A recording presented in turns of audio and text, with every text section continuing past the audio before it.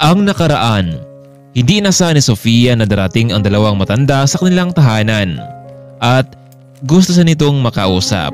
Ngunit sa hindi inasahan ay dumating itong si Sosie mula sa office dahil may nakalimutan ito. Laking gulat ni Sosie kung sino ang nasa kanyang harapan ngayon. Kayo? Ma'am? Hindi ba kayong nakabili sa anak ko? Nasaan siya ngayon? Gusto namin siya makita, ma'am. Ano? Nakalimutan niyo na ba ang sinabi noon na kailanman ay hindi niyo siya pwedeng makita pa, hindi ba? At ngayon, gusto siya makita? Ma'am, pakiusap po. Simula noong araw na yun na binigay ko sa iyo ang anak ko, hindi na ako pinatulog ng konsensya ko. Gusto namin humingi ng tawad sa kanya bago man lamang kami mawala sa mundong ito. Ma'am, sila bang tinutukoy mo mga magulang ko? Sina Manang Lira at Manong Berting? Oo, Sofia. Sila nga. Tingnan mo nga naman ang naging buhay nila. Nagpakasasa sa pera pero ano nangyari? Mas lalo lamang silang naghirap dahil sa ginawa nila. Ang ibig sabihin ba nito? Siya ang anak namin? Si Sofia? Kaya pala ang gaan ang loob namin sa kanya noong nakarang araw matapos siya kaming tinulungan dahil ikaw pala ang anak namin ni Berting. Huwag mo kong tawagin anak. Nakita niyo bang sarili niyo? Binenta niyo ako dahil sa inyong sarili kapakanan?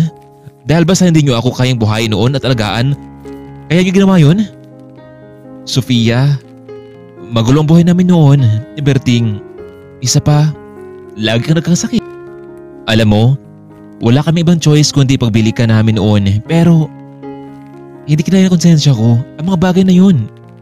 Gusto kong isoli sa iyo ang pera, Susie, pero hindi ko alam kung saan ka nakatira ngayon. Sorry anak. Huwag niyo akong tawagin anak dahil mga wala kayong konsensya. Umalis na kayo. Wala tayong dapat na pag-usapan pa. Mula ngayon, ayaw ko na makita pa ang pagmukha niyong dalawa dito sa bahay. Alis! Lira, tara na. Umalis na tayo. Sabi ko naman sa iyo hindi ba noon na huwag natin gawin ito dahil babalik lang din sa atin ang mga karma na to. Lira, Berting, umalis na kayo. Baka gusto niyong tumawag pa ako ng pulis para pakulong ko yung dalawa. Dahil sa sinabing iyon ni Sofia at Susie, agad na umalis ang dalawang matanda. Ma'am, hindi ko alam na sila pala mga magulang ko na sobrang sumira sa kinabukasan ko. Paano nila attempt na gawin yun? Sofia, I know what you feel right now. Please, get inside.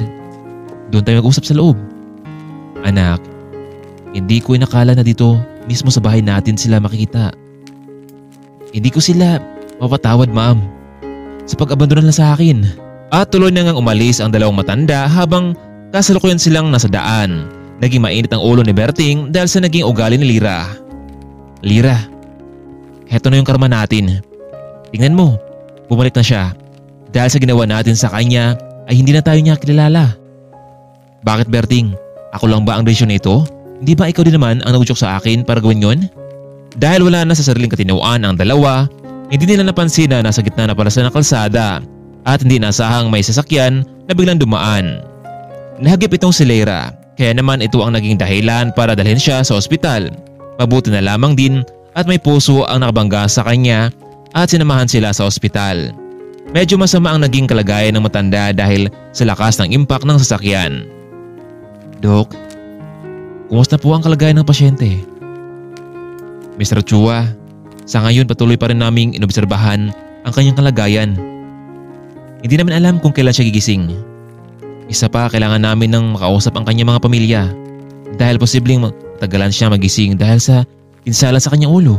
Posible ding ito rin ang magiging dahilan para sa kanyang kamatayan. Dok, gawin niyo ang lahat para mabuhay siya. Ito nga pala ang kanyang asawa si Manong Berting. Manong Berting, huwag kayong malala dahil sagot ko lahat ng gastos dito.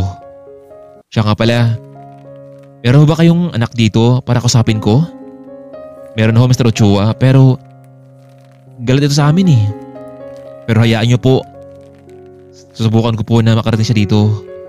Sige Manong Berting, basta ito nga palang calling card ko at pera. Kapag nagkulang ito, tawagan mo lamang ako. Binigyan ng 200,000 itong si Manong Berting para sa gamutan ng kanyang asawa. Para sa kanya ay napalaking halaga ito Agad siyang nagtungo sa bahay ni na Sofia para ipaalam dito ang nangyari sa ina. Bakit ho kayo narito, Manong Berting? Anong sadya niyo? Iha, Sofia, alam kong malaki ang galit mo sa amin. Nilira, pero bilang anak, gusto ko lang iparating sa iyo na nasa ospital ngayon ang nanay mo. Naku Manong, lumang tutugin na yan. Ano? Para maperahan niyo muli kami? Sofia, totoo ang sinabi ko sa iyo. Nasa na lamang maniwala ka sa akin. Hindi ako nagsinungaling. Sige na, alis na ako, total naman. Hindi ka naniwala sa akin eh. Muling umalis itong si Berting. Hindi niya nagawang mapapayag itong si Sofia na sumama sa kanya. Iha, sino naman yung nasa labas?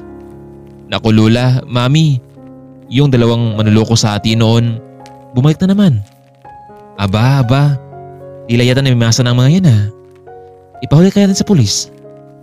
Naku Lola, Mami, wag na. Matanda na nga sila tapos ipapakulong pa natin? Ano bang sadya naman ngayon? Lola, ang sabi ni Berting na nasa ospital si Lyra, nasagasaan ng sasakyan kanina lang. Naku, yun na nga ba sinasabi ko sa kanila eh. Bumalik na rin sa kanila ang karma sa panuloko nila sa atin. Oo Lola, Mami, mukhang nagsabi naman totoo na lalaki ngayon eh. Nakita ko sa kanya mga mata. Iha, ano? Naniwala ka sa kanila? Hindi naman siguro sa ganun Lola, pero hindi natin maiwasan eh. Naisipin sila pa rin tunay kong mga magulang kahit na inabandona nila ako noon. Anak, naintindihan kita. Kung gusto mo makita sila, wala namang problema sa amin eh. Dalawin mo para makita mo ang totoong sitwasyon. Naku, maraming salamat Mami Susie. Gusto ko lang naman sila makita bilang pagrespeto sa kanila. Sige, kasamahan ka ni Manong Richard. Salamat talaga Ma'am. Biglang niyakap ni Sofia ang dalawa. Hay nako, kahit hindi kayo tunay na magkadugo, parang manang-mana pa rin si Sofia sa'yo. Ma'am naman, ano ka ba? Ako yung napalaki sa kanya, kaya kayo na ba siya namamana? Sa hapon ding iyon, nagtungo na nga sina Sofia at Manong Richard sa ospital para bisitahin si Lyra. Hindi niya inasahan ang naging sitwasyon sa loob habang naka-oxygen itong si Lyra. Tila parang may kirot sa kanyang damdamin at puso matapos nakita ang ina. Ang bawat isa ay nagkakasala, pero habang may pagkakataon pa ay kailangan natin silang patawarin. Sofia, salamat naman at hindi mo kami binigo. Manong Berting, kumusta ng kanyang kalagayan? Iha, anak, ang sabi ng doktor, nasa kanya pa rin ang desisyon para magising.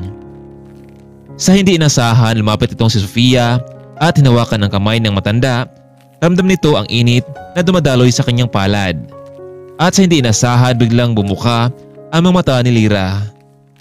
Anak, Sofia, maraming salamat at narito ka.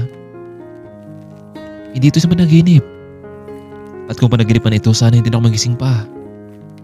Nay, hindi po ito isang panaginip lamang. Totoo po, narito ako ngayon sa inyong tabi. Magmagaling po kayo. Marami pa kayong magkakautang sa akin. Alam nyo, gusto pa kita makasama. Pati si Tatay Berting. Magmagaling po kayo dahil kung hindi, magalit ako sa inyo. Sofia, sorry sa lahat. Alam kong hindi ko deserve ang maging isang ina. Kaya nga babawi ako sa huling pagkataon. Nay, kaya nga magpagaling ka. Sasamahan niyo ako, si Tatay. Libutin natin ang bansa na magkasama. Oo Nay, pinatawad na kita. Pati si Tatay. Talaga anak, maraming salamat sa iyo. Hindi nakala ni Lyra na papatawarin pa siya ng anak dahil sa laki ng kanyang kasalanan. Pero mabuti na lamang at malambot ang puso ng dalaga kaya naman ay pinatawad niya ito. Pumayag naman itong si Susie sa naging desisyon ni Sofia na patawarin ang nagkasala sa kanya. Sa huli ay nakaligtas pa rin sa kamatayan itong si Lyra.